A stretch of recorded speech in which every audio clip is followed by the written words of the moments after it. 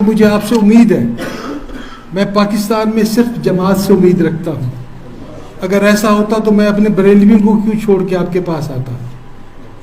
مجھے یہ ایمان کی حد تک میں کل ہوں یا نہ ہوں، آپ دیکھ لیجئے گا جب بھی اس ملک کے اندر انقلاب آیا وہ جماعت اسلامی لائے گی۔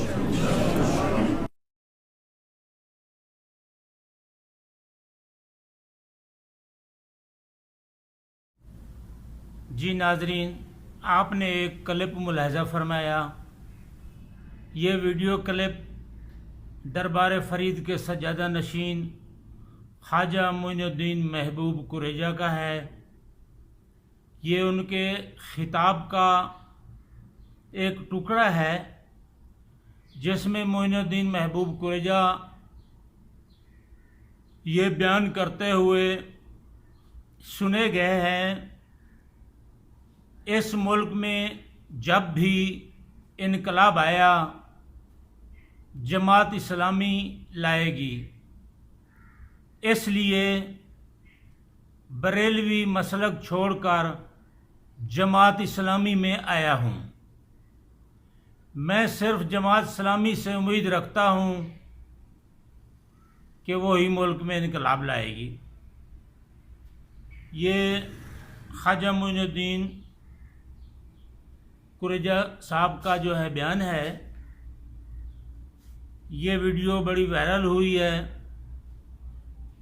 نہ صرف خطہ سرائیکستان میں بلکہ پورے پاکستان میں، اور اس کلپ نے کئی سوالات بھی اٹھائے ہیں۔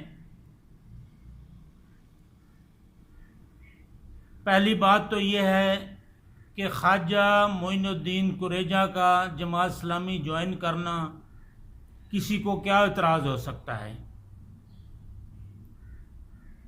وہ شمولیت کا اعلان کرتے، بریلوی مسلک کو چھوڑنے کا حوالہ دینا، یہاں اس کے پیچھے کیا مقاصد ہیں، کیوں دیا گیا ہے، اس کی سمجھ نہیں آئی۔ کیا وہ بریلوی مسلک سے مایوس ہیں؟ کیا وہ اس سے قبل کسی بریلوی مسلک کی حامل سیاسی جماعت سے وابستہ تھے؟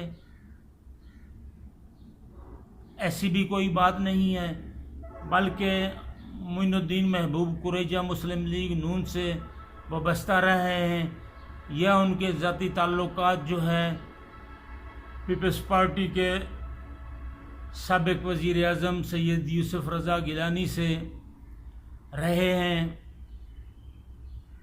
پھر کیا وجہ ہے کہ معین الدین محبوب کریجہ نے، جو کہ سجادہ نشین ہیں دربار فرید کے، اور ملک میں ایک بہت بڑا طبقہ فکر فرید کی بات کرتا ہے، عمل فرید کی بات کرتا ہے، اب سوال یہ پیدا ہوتا ہے کہ اس فکر فرید کا کیا بنے گا؟ میر احمد کامران مکسی نے اپنی پوسٹ میں ایک سوال اٹھایا ہے کہ اب ہن دربار دا کیا بڑسی؟ دربار کے ساتھ ساتھ اس فکر فرید کا کیا بنے گا؟ کیا جماعت اسلامی کو جس طرح خواجہ معین الدین محبوب کریجہ نے قبول کیا ہے، کیا جماعت اسلامی بھی فکر فرید کو قبول کر لے گی یا نہیں؟ لوگ یہ بھی سوال پوچھ رہے ہیں کہ باحیثیت سجادہ نشین دربار فرید، صوفیہ کرام اور مشائخ عظام کا بلا شبہ دین کی تبلیغ میں ایک بڑا کردار ہے، اور قیام پاکستان میں بھی اس طبقے کا ایک روشن کردار ہے، موجود ہے، پاکستان بنانے والوں کا۔ بحیثیت سجادہ نشین، بحیثیت فکر فرید کے علمبردار، बाहैसियत फ़िक्र फरीद के कस्टोडियन ख्वाजा मोइनुद्दीन महबूब कुरेजा ने अपने मुरीदैन को और अकीदतमंदों को क्या डिलीवर किया है, क्या वो बता सकते हैं? क्या ज़ाती सोच, सियासी तरजीहात की तब्दीली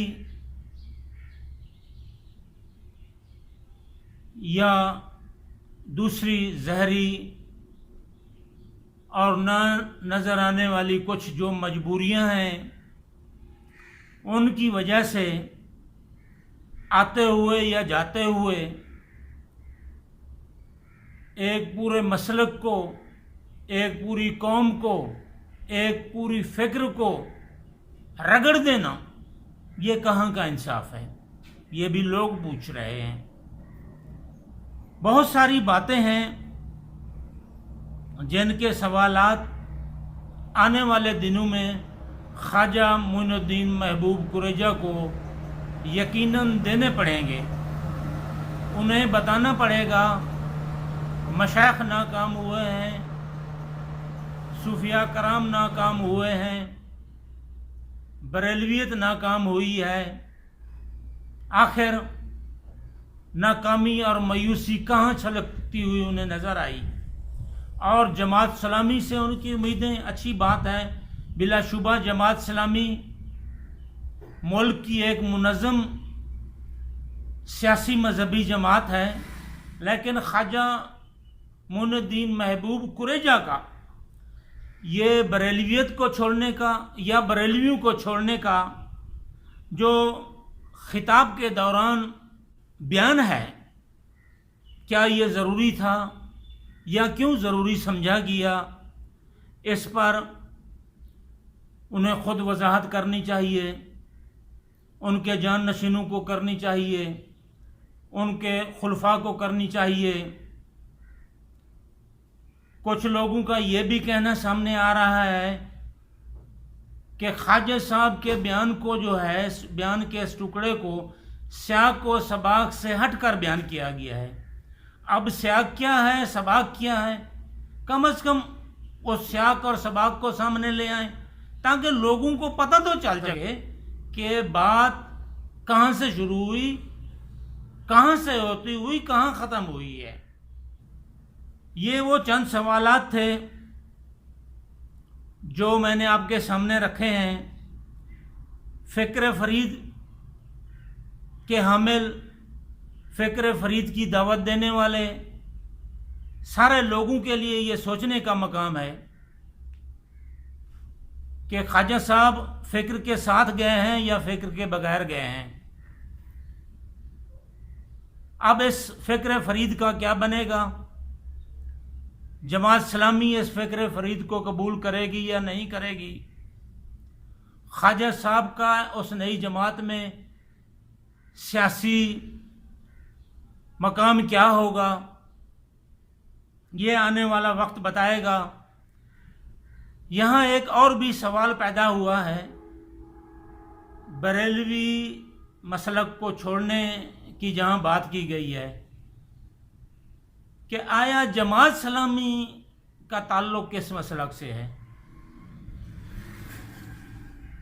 वो किसी मसलक से ताल्लुक़ रखती है या बग़ैर मसलक वाली कोई मजहबी जमात है? इसकी वजाहत तो जमात से वाबस्ता लोग ही कर सकते हैं। इंशाअल्लाह जैसे जैसे लोगों की आरा सामने आएगी, सवालात सामने आएंगे, हम आपके सामने रखेंगे।